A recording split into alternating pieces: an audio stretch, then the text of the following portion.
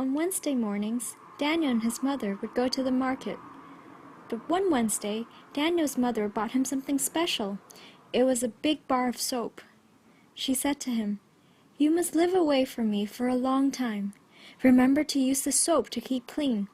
When you have used all of it, you can come back to see me."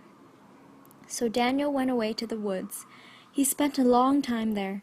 He had always been a messy boy, and without his mother to clean him up, he just got messier. One day Daniel wanted to go home, but the soap was not finished. So Daniel scrubbed and scrubbed and scrubbed, until after a while he used up the soap. "Now I can go home to see Mother," he thought. So he took a little bit of fish and some berries and put them in his knapsack. Then he picked some flowers. Then he set off home. It was a long way. The days were hot, the ground was dry, and the nights were cold. There was no one around to cheer him up. When some people passed by, none of them would say hello. One day, as Daniel walked down the road, he met a man. He was a big man, and he wore a gray shirt and a strange-looking hat. Daniel didn't say hello because no one seemed to say it back. "Hello," said the man. He had a big, strong voice, like the voices of the fishmongers in the market. "What is your name?" asked the man. "My name is Daniel," replied Daniel. "What is your name?"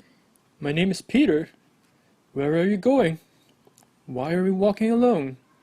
And so Daniel explained about his mother and the soap and the gifts he was bringing her. "Well then, I cannot let a little boy like yourself walk alone. Come then, I will walk with you to your home." And so Peter walked with Daniel. They walked through many places, some woods, some towns, some villages. The whole way they talked. Daniel told Peter about the time he spent in the woods, and Peter talked about his own home and what people were like where he came from.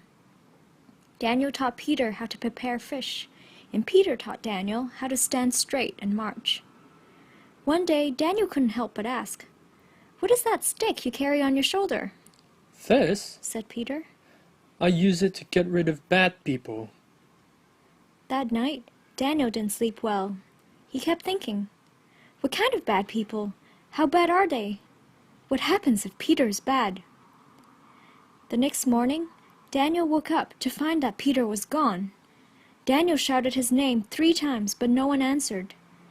After hours of waiting, Daniel gave up and decided to go on alone.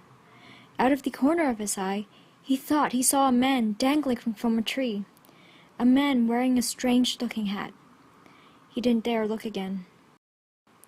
Soon Daniel arrived at his home, but something was very wrong. No one was there. The houses in the village were all falling apart. He couldn't even remember his own house. Daniel was so tired.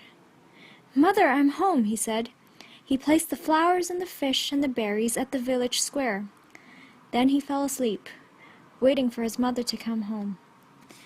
When Daniel woke up, he was still alone. He didn't know what to do. He heard humming noises in the sky. They grew louder and louder. When they finally stopped, Daniel heard another noise. It was a little boy crying. "Hello," said Daniel. "What is your name?" The boy stopped crying. He said, "My name is Billy." Daniel looked him over. He looked very dirty. Daniel took up some soap, which he had found on the way home. He had meant to give this to his mother. "Here, Billy, use this soap to clean up yourself.